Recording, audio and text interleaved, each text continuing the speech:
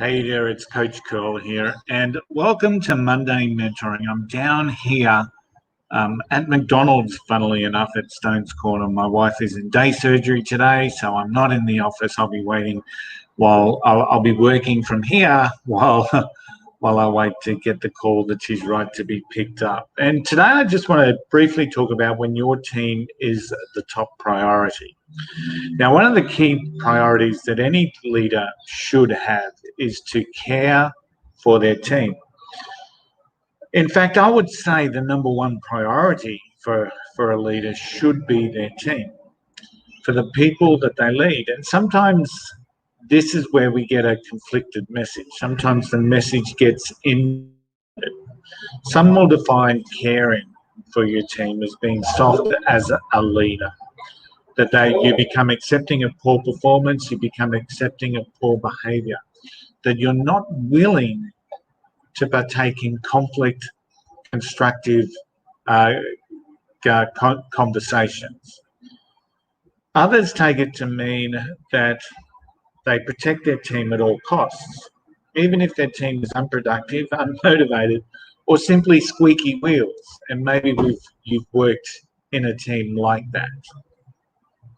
That's not leadership. That's not leadership. It's not about being soft. It's not about ignoring behaviors. Leaders that prioritize their team and care for their team, and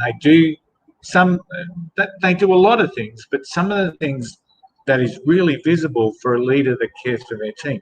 They'll provide development opportunities. In fact, they'll invest in their team because they want them to be their best. A leader who cares for their team will listen. A leader that cares for their team will communicate clearly. A leader that cares for their team will actually set standards of performance and behavior. They challenge individuals, they'll challenge the team. They deal with poor behaviors because the poor behaviors of an individual will negatively impact the team. And that is the same for performance. They'll deal with poor performance because accepting poor performance from one person will ultimately mean that you will get poor performance from most people. A good leader knows that. They hold effective, focused, outcome-based meetings, and they breed respect. And by breeding respect, they build respect. And with this, respect is the foundation of their fundamental caring for the team.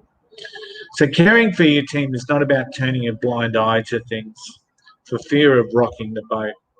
It's not about the culture. It's not about the appearance of culture, because often when there appears to be a culture, it's only at surface level.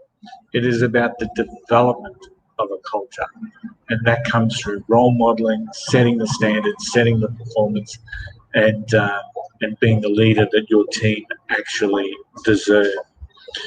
In fact, many leaders that I know subscribe to the theory of steering the ship. And what we mean by that is that rocking the boat, we're stretching, we're grabbing people, we're taking them out of their comfort zone, and we're really wanting to unleash their potential. And a funny thing happens when we do that. When we unleash the potential of the team around us, we actually unleash our own potential. Thanks for tuning in today to Monday Mentoring. I shall see you all again next week. Bye for now.